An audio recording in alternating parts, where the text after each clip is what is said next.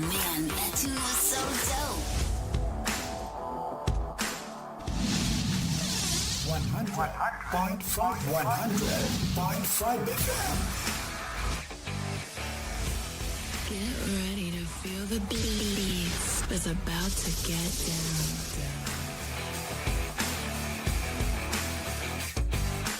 Listen up, baby. Ladies, let go of your man. You're listening to the ladies' favorite DJ. Bringing you the best in hip-hop and R&B. You're getting busy? Are you ready for something new and hot? This is 100.5 FM, your Alagan Radio.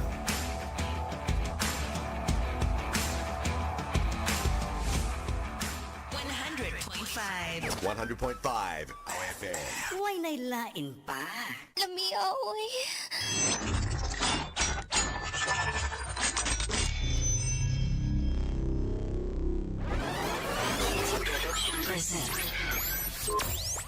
You're in the middle of non-stop good stuff on 100.5 FM.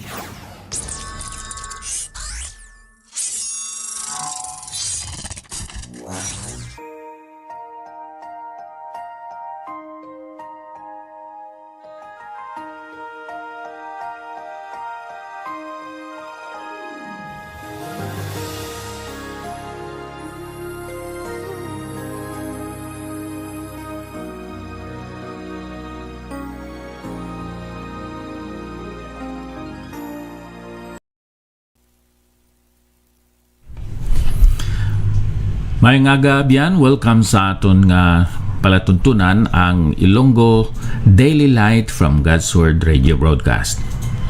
May nga sa mga kaabyanan kag mga kauturan dira sa Canlaon City, sa Daan Banwa, Kabankalan City, Bantayan B, Kabankalan City, Gilhungan, Kawayan, bisan pa sa Kaliling Kawayan, Negros Occidental.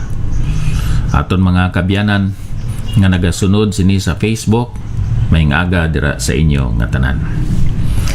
Ang aton pagapamalandungan sa siningaga isa ka bersikulo nga makita diri sa Roma Kapitulo 12 bersikulo 8 nga nagasiling,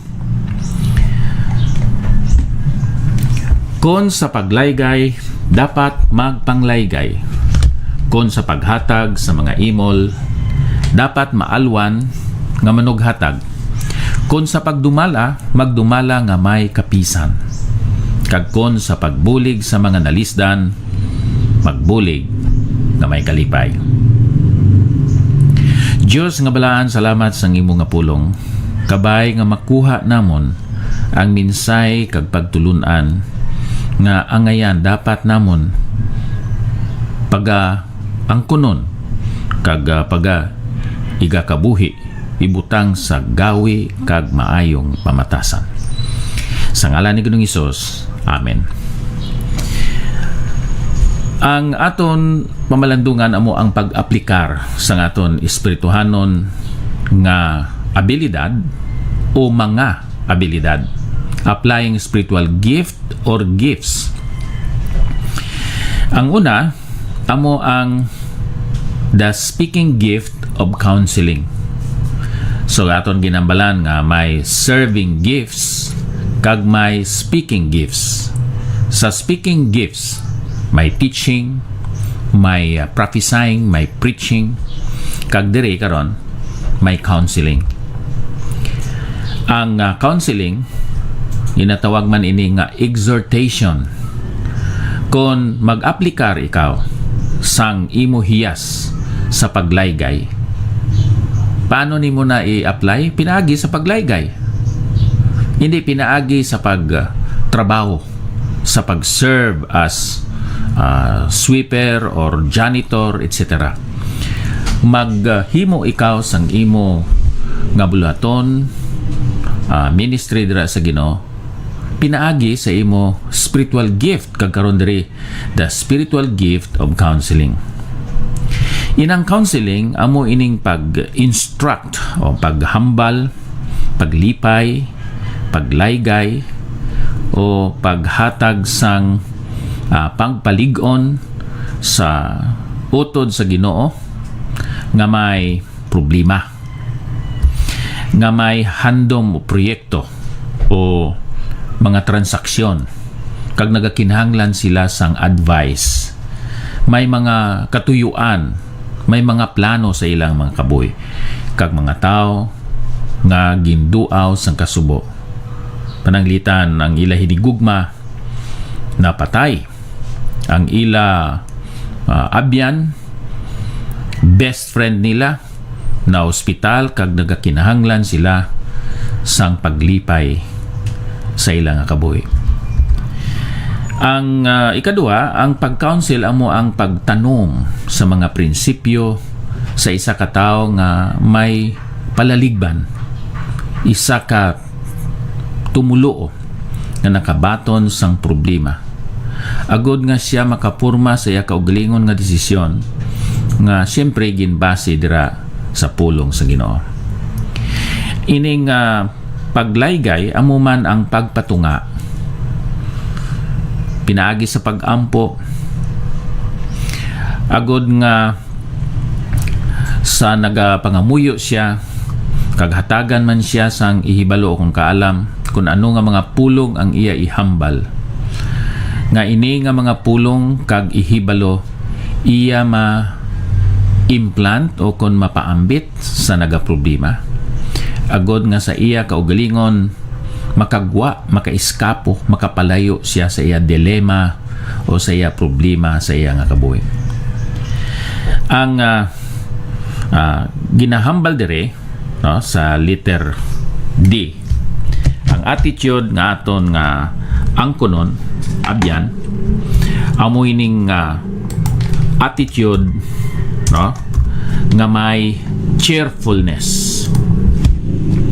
The attitude of cheerfulness or alacrity, may kasadya. Sa nagahimo siya sang paglaygay sa iyang counseling, kinanglan nga siya mismo bisan pa sa iya kasing-kasing, sa iya facial expression, nagapahayag siya sa kalipay kag paglaom, kasiguruhan nga buligan o kuntabangan siya sang balaan nga espiritu. Galaygay ikaw pero ikaw na subuan nga daw wala ka siguro nga ang imo nga ginahambal sa iya makabulig.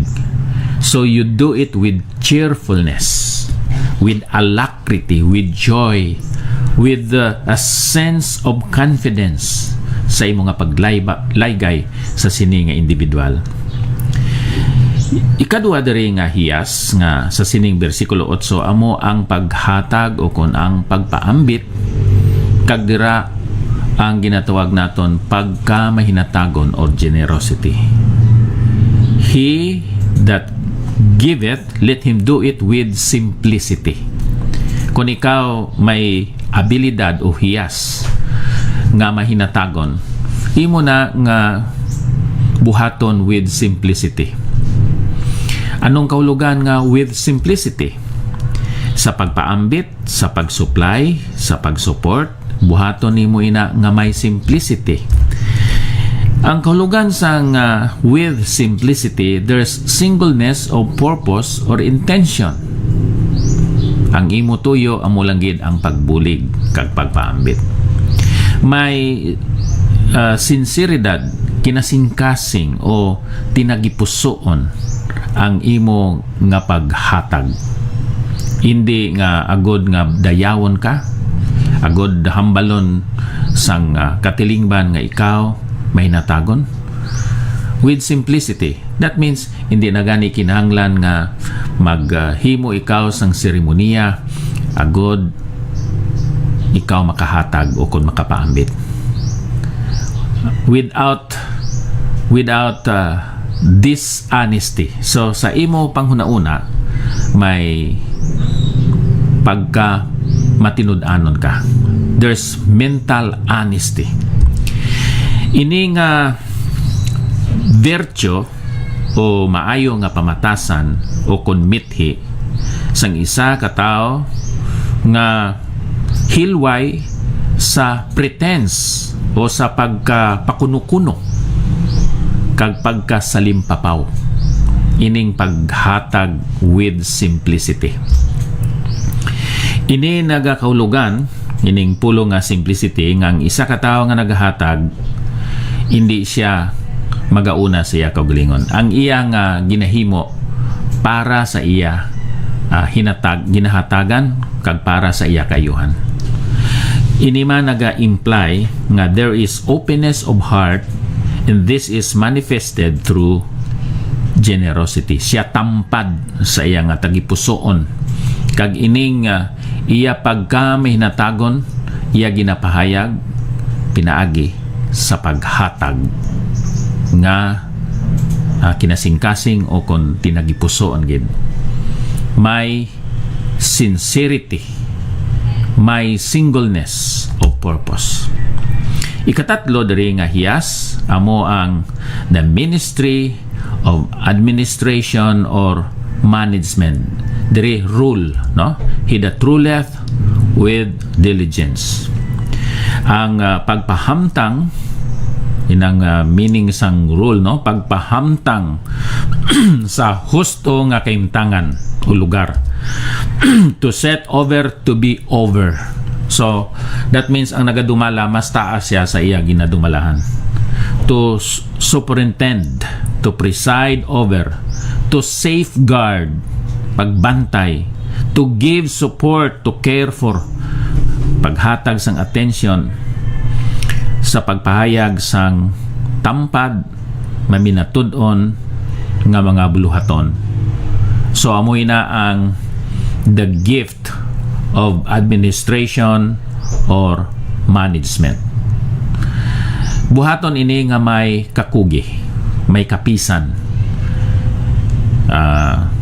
Tungod kay ikaw amo ang manager, kinanglan kapagid pangitaon agod nga pangayuan sang imo advice nanungod sa trabaho dira sa iglesia. Hindi ka magpamalmal.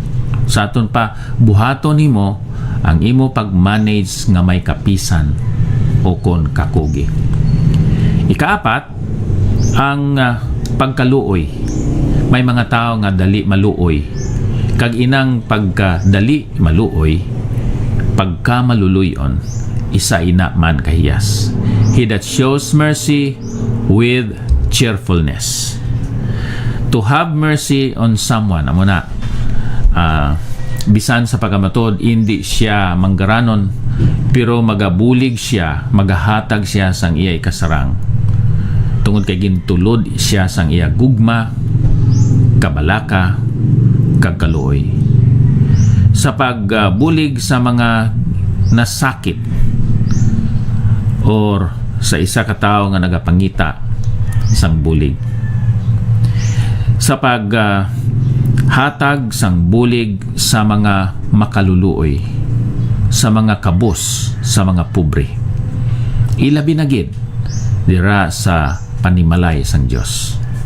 Sa pagkamatod ang imo kalipay kag ang pagka-epektibo sa pag-alagad para sa kamayaan sang Dios.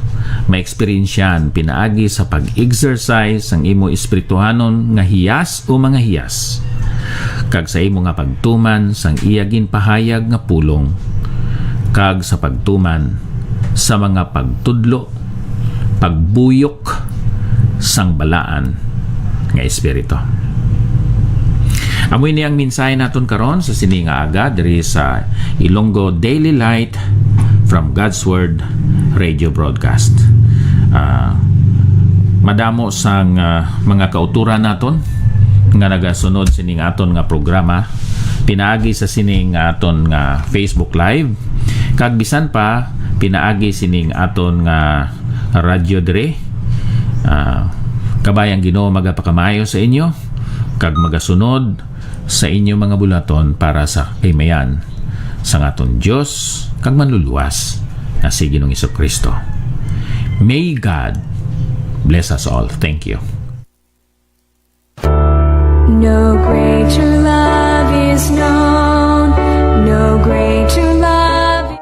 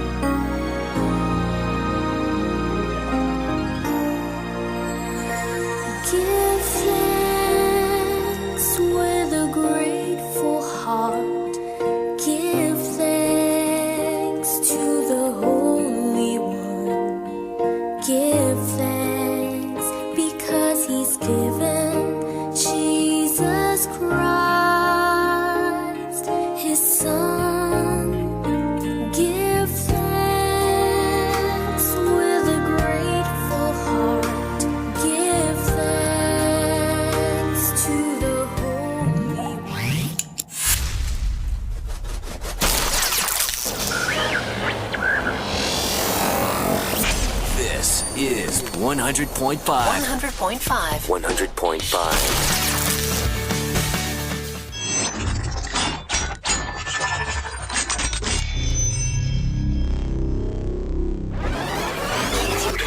Present.